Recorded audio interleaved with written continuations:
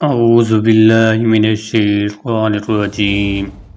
میں پناہ مانگتا ہوں شیطان مردود سے۔ بسم اللہ الرحمن الرحیم۔ شروع کرتا ہوں اللہ کے نام سے جو بڑا مہربان نہایت رحم کرنے والا ہے۔ پیارے دوستو اور بھائیو، السلام علیکم ورحمۃ اللہ وبرکاتہ۔ میں آج ایک اللہ تعالیٰ کن سے سخت نفرت کرتا ہے اس کے بارے میں بتانے جا رہا ہوں۔ رسول اللہ صلی اللہ علیہ وآلہ وسلم نے فرمایا، 3 طرح کے لوگوں سے اللہ تعالیٰ سخت نفرت فرماتے ہیں۔ اللہ تعالیٰ اپنے جن بندوں سے پیار فرماتے ہیں ان کی نشانیاں نبی کریم صلی اللہ علیہ وآلہ وسلم نے ذکر فرما دی ہیں۔ اسی طرح نبی کریم صلی اللہ علیہ وسلم نے اللہ تعالیٰ کے معبود ناپسندیدہ بندوں کی علامات بھی ذکر فرما دی ہیں تاکہ انسان اپنے آپ کو ان برے اوصاف سے بچائیں۔ حضرت ابو ذر غفاری سے روایت ہے کہ نبی کریم صلی اللہ علیہ وسلم نے فرمایا، 3 طرح کے لوگوں سے اللہ تعالیٰ محبت جبکہ باقی 3 طرح کے لوگوں سے اللہ تعالیٰ نفرت فرماتے ہیں۔ جن سے اللہ تعالیٰ محبت فرماتے ہیں ان میں سے پہلا وہ شخص ہے جو ایسی قوم میں رہتا ہو جس قوم کے پاس کوئی شخص رشتہ داری اور قرابت داری کی بنیاد پر نہیں بلکہ محض اللہ کا واسطہ اور قسم دے کر کچھ مانگنے آیا ہو، اور وہ قوم ایسے شخص کو دینے سے انکار کر دے۔ یہ شخص علیحدگی میں اس مانگنے والے کی اس طرح مدد کرے کہ اللہ تعالیٰ اور مانگنے والے کے علاوہ کسی کو اس بات کا پتہ نہ چلنے دے۔ دوسرا وہ شخص جو کسی ایسے قافلے میں شریک سفر ہو کہ وہ قافلے والے سفر کی تھکاوٹ کی وجہ سے رات کو سو جائیں، اور یہ شخص اللہ کی طرف متوجہ ہو کر اور جاری اور کلام اللہ کی تلاوت میں مشغول ہو جائے۔ تیسرا وہ شخص ہے جو ایسے لشکر میں شامل ہو جس کو میدان کارساز میں شکست ہو گئی ہو، لیکن یہ شخص بھاگنے کے بجائے سینہ سپر ہو کر آگے بڑھے، یا تو قتل کر دیا جائے یا پھر فتح و نصرت اس کے قدم چوم لے۔ نبی کریم صلی اللہ علیہ وآلہ وسلم نے فرمایا، 3 طرح کے لوگوں سے اللہ تعالیٰ نفرت کا معاملہ فرماتے ہیں۔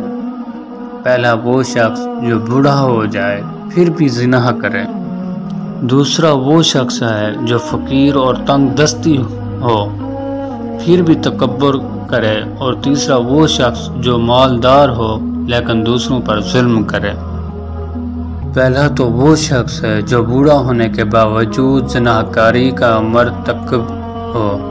دوسرا وہ شخص ہے جو تنگ دستی ہو پھر بھی تکبر کرے۔ قرآن و سنت میں متکبر شخص کے بارے میں بہت سخت اور عیدیں مذکور ہیں۔ تکبر کرنا ویسے ہی بہت بڑا گناہ ہے، لیکن ایک ایسا شخص جس کے پاس اسباب تکبر بھی نہیں وہ بھی تکبر کرے تو اللہ رب العزت کی نگاہ میں قابل نفرت بن جاتا ہے۔ حضرت عبداللہ بن مسعود رضی اللہ تعالیٰ عنہ سے روایت ہے کہ رسول اللہ صلی اللہ علیہ وسلم نے فرمایا، اس کا تھوڑا سا میں آپ کو مفہوم کے بارے میں بھی بتا دیتا ہوں۔ وہ بندہ جنت میں داخل نہیں ہوگا جس کے دل میں رائے کاری کے دانے کے برابر تکبر ہوگا۔ اس پر ایک شخص نے سوال کیا کہ بندہ اچھے کپڑے اور اچھے جوتے کو پسند کرتا ہے، کیا یہ بھی تکبر ہے؟ آپ صلی اللہ علیہ وسلم نے جواب دیا، نہیں، اللہ جمیل ہیں اور حسن و جمال کو پسند فرماتے ہیں۔ تکبر یہ ہے کہ بندہ حق بات کو قبول نہ کرے اور لوگوں کو ذلیل سمجھے۔ رسول اللہ صلی اللہ علیہ وآلہ وسلم نے تکبر کا علاج یہ بتایا ہے کہ بندہ سلام کرنے میں پہل کرے۔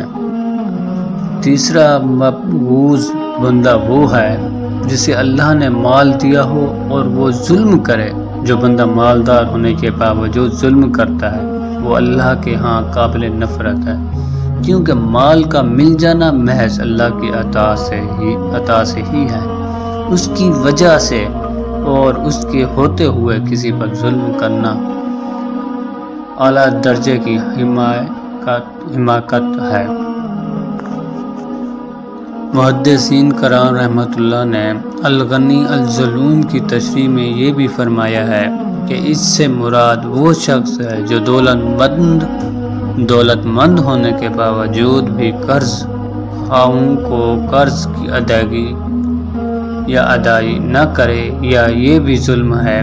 اللہ کریم ہمیں اپنے محبوب بندوں میں شامل فرمائے اور ماغوز ہونے سے بچائے، آمین آمین۔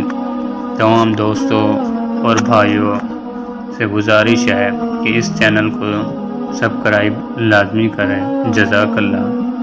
اللہ ہمیں بھی اچھے اور سیدھے راہ پر چلنے کی توفیق عطا فرمائے اور اچھے انسان بننے کی توفیق عطا فرمائے، آمین آمین ثم آمین۔ جزاک اللہ۔